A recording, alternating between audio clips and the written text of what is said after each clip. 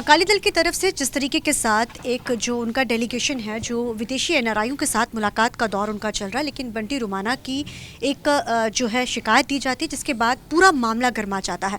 मामला असल में क्या है, किस तरीके की चीज़ हुई थी, हमारे साथ इस समय बात करने के लिए अकाली दल के बड़े सीनियर लीडर और लीगल सेल के इनके अर्शदीप मौजूद है। जानना चाहेंगे पूरा मामला क्या था, किस तरीके के साथ ये इतना मामला गर्मा गया कि उनको वापस आना पड़ा वहाँ। देखिए, श्रोमणी अकाली दल को जो विदेशों की धरती पे प्यार मिल रहा है उससे आम आदमी पार्टी और सरकार घबरा गई है, क्योंकि एनआरआईज को बहुत बड़े झूठ बोले थे इन्होंने कि हम चुनाव, हमें जिताओ, हम पंजाब के लिए ये करेंगे वो करेंगे। लेकिन पंजाब आज देख रहा है, एनआरआईज देख रहे हैं कि पंजाब को तो इन लोगों ने 20 साल पीछे धकेल दिया। आज एनआरआईज ये समझते हैं कि अस्पतालों को बेहतर बनाने वाली बात करने वाली पार्टी के मुख्यमंत्री तो खुद 40s में जाके इलाज कराते हैं, जो अकाली दल ने बनाया था।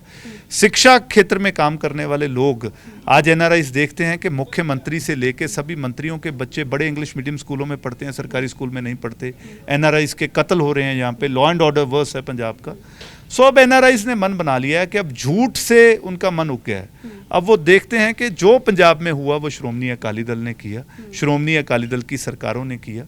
तो आज एनआरआईज इनविटेशन भेज के बुला रहे हैं। श्रोमणी अकाली दल के पहले वफद इससे पहले न्यूजीलैंड गया, ऑस्ट्रेलिया गया, अब जो कनाडा में ये गया। तो एक लीडर बंटी रोमाना के खिलाफ आपने झूठी शिकायतें कर दी, उन्हें एयरपोर्ट से वापस भेज दिया, लेकिन बाकी वफद आज भी वहीं हैं। और आज एनआरआईज में भी इस बात का रोष है कि किस तरीके, ये उनके मेहमान थे, ये लोग किसी के घर कोई मेहमान आए और आम आदमी पार्टी उन मेहमानों को झूठी शिकायतें करके रोकना चाहे, तो ये पंजाबियत का हिस्सा नहीं है। तो आज एनआरआईज में एक बड़ा रोष इस पार्टी के खिलाफ है। श्रोमणी अकाली दल को मजबूती मिल रही है।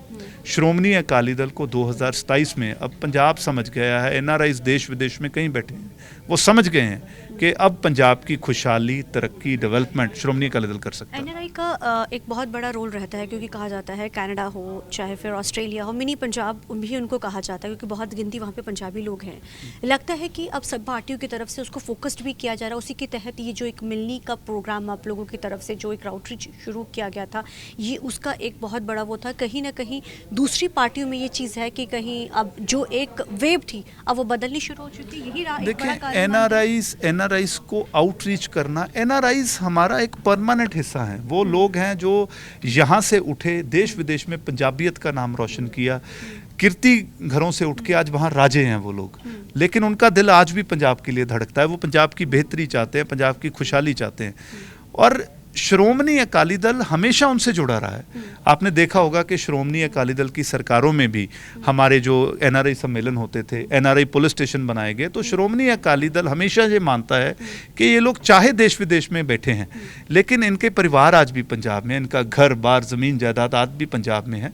तो ये हमारे अपने भाई बहन हैं। तो उनके घर जाना, उनके साथ बैठना, उनके सुझाव लेने के पंजाब को किस तरीके बेहतर बनाया जा सकता है, तो ये निरंतर प्रोसेस है जो श्रोमणी अकाली दल का चलता रहता है। पर आज आम आदमी पार्टी की फ्रस्ट्रेशन ने ये बता दिया है कि अब वो समझ गए हैं कि जो झूठ इन्होंने फैलाया था, चाहे बेअदबियों के नाम पे, चाहे नशों के नाम पे, अब एनआरआईज ने उस झूठ को नकार दिया है। और एनआरआईज ये समझते हैं कि आज आप श्रोमणी अकाली दल ही पंजाब की तरक्की कर सकता है। ईडी को लेकर और जिस तरीके से अरविंद केजरीवाल ने जो बोला कि ईडी पार्टी है, चिट्टा पार्टी का अलायंस होने जा रहा है, मोदी के 12 साल भी सेलिब्रेट जो है वो भाजपा की तरफ से लगातार किया जा रहा है।